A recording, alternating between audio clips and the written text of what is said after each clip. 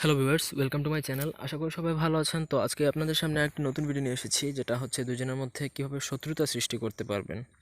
তো প্রথমত বলে রাখি, শত্রুতা সৃষ্টি করা এটা হারাম। তবে যদি আপনি ওই রকম সিচুয়েশনে পড়ে যান যখন শত্রুতা সৃষ্টি করা ছাড়া আপনার অন্য কোনো ওয়ে না থাকে, উপায় না থাকে, তখনই আপনি এটা প্রয়োগ করবেন। তো ভিডিওটা দেখার আগে সবাই আমাদের চ্যানেলটি সাবস্ক্রাইব করবেন, লাইক কমেন্ট শেয়ার করবেন, এবং আপনারা যদি আমাদের দিয়ে কোনো ব্যক্তিগত কাজ করাতে চান তাহলে স্ক্রিনে দেওয়া নাম্বার আমাদের সাথে ইমোতে যোগাযোগ করতে পারেন। আমাদের ইমো নাম্বারটি হচ্ছে 019090522232। তো নকশাটা আমি বই থেকে দিয়েছি, আশা করি কারো কোনো কনফিউশন থাকার কথা না। ভিডিওটা স্টপ করে প্রথমত নকশাটা ভালো মতন দেখে নেবেন। নকশার মধ্যে চুল পরিমাণ যদি ভুল হয় তাহলে কাজ হবে না, উল্টা হিতে বিপরীত হয়ে যাবে। আর এই নকশাটা কখন প্রয়োগ করবেন? যখন আপনি অপারগ হয়ে যাবেন, অর্থাৎ আপনার কাছে কোনো ওয়ে থাকবে না, স্কোপ থাকবে না, বা আপনি মানে অনেক বিপদে আছেন, তখনই। ঠিক আছে? তো নকশা লেখার পূর্বে প্রথমত আমার অনুমতি নেবেন, কারণ গুরুবিদ্যা কোনো অনুমতি ব্যতীত আপনার কাজ হবে না। আপনি কারো কাছ থেকে শিখছেন, তার অনুমতি ছাড়া আপনি কোনো কিছুই করতে পারবেন না। সো অনেকে বলে যে অনুমতি এটা এটা আমার পার্সোনাল ব্যাপার। সো এটা আমার পার্সোনাল চ্যানেল, আমি কারে অনুমতি দিব না দিব সেটা আমার একান্ত ব্যক্তিগত ব্যাপার। আপনার ভালো লাগলে দেখবেন, না ভালো লাগলে নাই।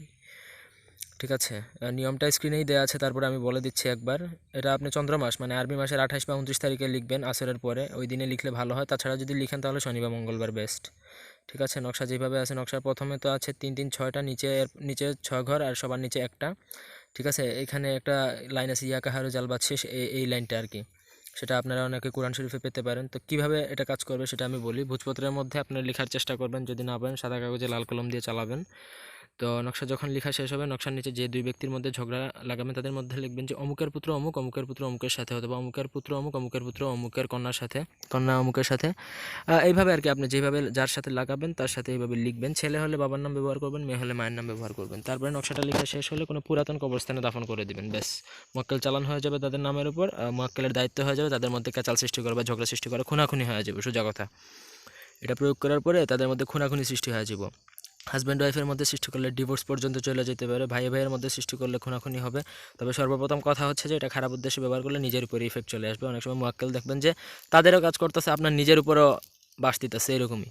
সো আগে নিজের সেফটি, তারপরে। তো আশা করি এই ছিল, আর কোনো কিছু বোঝানোর প্রয়োজন নেই। এই ছিল আজকের ভিডিওটি ভালো লাগলে লাইক দিবেন, কমেন্ট শেয়ার এবং সাবস্ক্রাইব করবেন। ব্যক্তিগত কাজের জন্য স্ক্রিনে দেওয়া নাম্বার ইমোতে যোগাযোগ করবেন। সবাই ভালো থাকুন, সুস্থ থাকুন। ধন্যবাদ সবাইকে আমাদের চ্যানেলের সাথে থাকার জন্য, এবং অবশ্যই সাথে থাকবেন। আল্লাহ হাফেজ।